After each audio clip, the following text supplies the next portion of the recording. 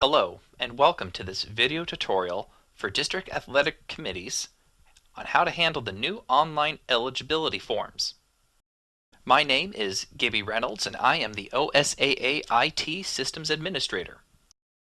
This video tutorial is going to focus on the perspective of the District Athletic Committee Chair. The process begins when the DAC Chair receives an email from the schools that have submitted an eligibility request form that involves a transfer.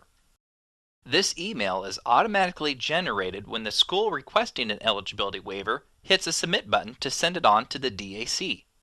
Please note that schools no longer need to print out, scan, sign, email, fax, or send these forms to the district athletic committees. This process is now handled exclusively online through the OSAA website.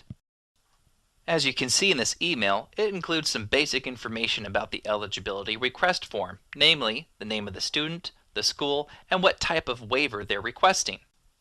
There are also two links provided. The link in the green box is exclusively for DAC chairs to access the form and allow special privileges. The link in the yellow box can be sent to your other District Athletic Committee members so they can look at the form and put in their information. As the DAC Chair, let's begin by clicking the link in the green box. If you're not logged in, you'll need to supply your email address and password for your OSAA website account, and then click Login. Now that we're logged in, we can look at the form and see the information that the school has provided. We have some general information up top, student information. If we scroll down on the page, we can see other associated waivers and the outcomes with this student. Below that, in the address section, we can see where the student currently resides with their parent or guardian. We can look at their enrollment records and see any other comments that have been provided. None of this information can be changed, it can only be viewed. In the waiver files section, we can see files that have been uploaded. For example, we can look at the transcript. You can click the View Download link, or you can see all files by clicking the Download All Files button. This will create a zip file that contains all the files associated with the waiver. You can see files associated like the transcripts, or the letters of recommendation, or anything else that might have been uploaded. And there's also a file that contains a PDF printout of the eligibility form that presents information in a different format.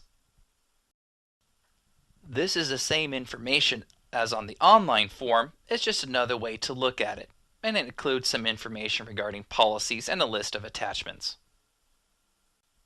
Going back to the form, under the affirmation statement, we can see that the school administrator has digitally signed the form, as well as the student's parent or guardian. Below that is where the District Athletic Committee puts in their information. If you had shared the link to your other District Athletic Committee members, they can look at this form and they have access to edit this information for spots 1, 2, 3 for the 3 members of the DAC.